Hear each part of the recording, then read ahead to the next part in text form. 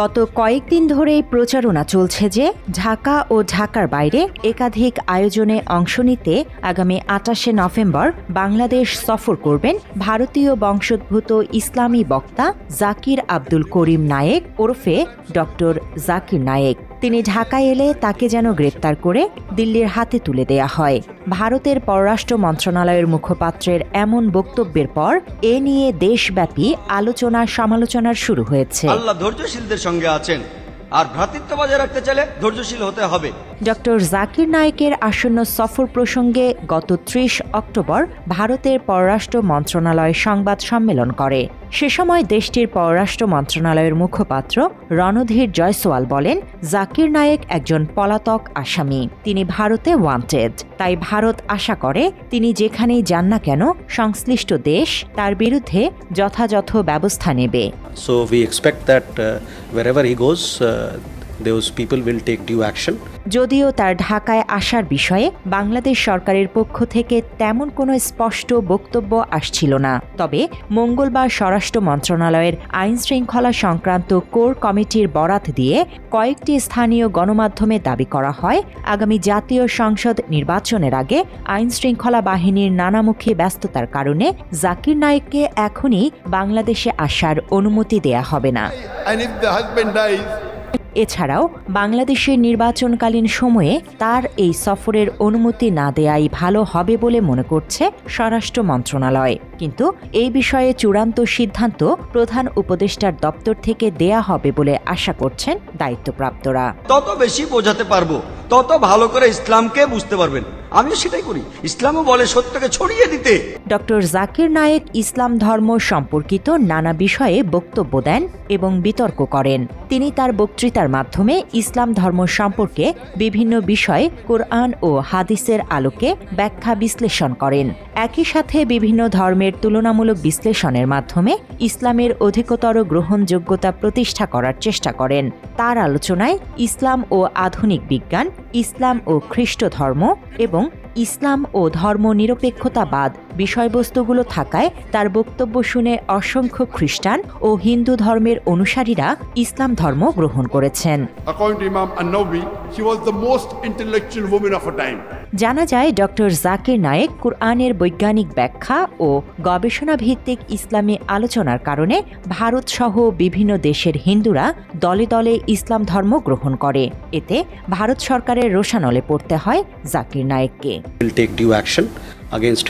2016 সালে নায়েক মালয়েশিয়ায় অবস্থানকালে নরেন্দ্র মোদী নেতৃত্বাধীন হিন্দুত্ববাদী বিজেপি সরকার নায়েকের বিরুদ্ধে ঘৃণামূলক বক্তব্য প্রচার ও অর্থ পাচারের অভিযোগ তোলে এবং তার প্রতিষ্ঠিত ইসলামিক রিসার্চ ফাউন্ডেশনকে নিষিদ্ধ করে। সেই সাথে তার প্রতিষ্ঠিত পিস টিভির সম্প্রচারও বন্ধ করে দেয়। ইন্ডিয়াতে মহিলাদের মসজিদে যেতে দেওয়া হয় না, এজন্য ইন্ডিয়া দায়ী কোরআন হাদিস না। মাত্র 30% টাকায় জমির মালিক হয়ে নতুন বাংলাদেশের গড়ে তোলার স্বপ্ন দেখা বাংলা বসতি। ডক্টর নায়েক নরেন্দ্র মোদীর ষড়যন্ত্রমূলক সকল অভিযোগ প্রত্যাখ্যান করে ভারতে ফিরে না গিয়ে মালয়েশিয়ায় স্থায়ী আশ্রয় নেন। ভারতের রাষ্ট্রীয় অনুসন্ধান সংস্থা NIA নায়েককে গ্রেফতারের জন্য 3 বার ইন্টারপোলে রেড নোটিশ জারির আবেদন করে বলেও জানা যায়। কিন্তু পর্যাপ্ত প্রমাণের অভাবে ইন্টারপোল 3 বারই রেড নোটিশ খারিজ করে দেয়। পবিত্র কোরআনে সূরা বাকারার 168 নম্বর আয়াতে আছে, যে বৈধ খাদ্যবস্তু আছে তাহা তোমরা আহার করো। 2016 সালের 1 জুলাই ভারতের প্রেসক্রিপশনে বাংলাদেশে মঞ্চস্থ হয় জঙ্গি নাটক। হোলি আর্টিজানে হামলার ঘটনাটিকে জঙ্গি হামলা হিসেবে প্রতিষ্ঠিত করা হয় এবং সে সময় নায়েককে ওই ঘটনায় অভিযুক্ত করা হয়। বলা হয়, ঢাকায় সন্ত্রাসী আক্রমণের 5 হামলাকারীর মধ্যে একজন ফেসবুকে জাকির নায়েকের অনুসারী ছিলেন। সে সময় মোদি হাসিনার মদতপুষ্ট বাংলাদেশি পত্রিকা ডেইলি স্টারে ওই খবর প্রকাশিত হওয়ার পর ভারতীয় স্বরাষ্ট্রমন্ত্রী কিরেন রিজিজু বলেন, জাকির নায়েকের বক্তব্য তাদের জন্য নজরদারির বিষয়। যদিও সে সময় ভারত সরকারের সিআইডি বিভাগের করা তদন্তে জাকির নায়েকের বক্তৃতায় সন্ত্রাসী কর্মকাণ্ডে সম্পৃক্ততার কোনো প্রমাণ খুঁজে পাওয়া যায়নি। মিথ্যা সংবাদ প্রচারের কারণে সে সময় ডেইলি স্টার জাকির নায়েকের নিকট ক্ষমা চায় বলেও জানা যায়। সে সময় কর্তৃপক্ষ বলেছিল যে পত্রিকাটি শুধুমাত্র এটাই তুলে ধরেছে যে তরুণরা তার বক্তব্যকে ভুলভাবে বুঝছে। তবে ডেইলি স্টারের সেই খবরের পর মোদির ইশারায় ফ্যাসিস্ট হাসিনা সরকার বাংলাদেশে পিস টিভি চ্যানেলের সম্প্রচার বন্ধ করে দেয়।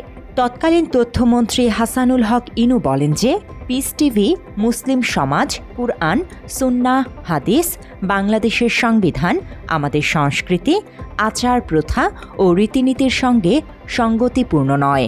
জাকির নায়েকের বিরুদ্ধে জঙ্গিদের উৎসাহ দেওয়ার অভিযোগ ওঠায় বাংলাদেশে পিস টিভির সম্প্রচার বন্ধ করে দিয়েছে সরকার। ডক্টর নায়েককে নিয়ে ভারতের নানা রকম ষড়যন্ত্র এখনও চলমান রয়েছে, যে কারণে তার বাংলাদেশ সফরের খবরে নড়ে চড়ে বসেছে রাষ্ট্রটি।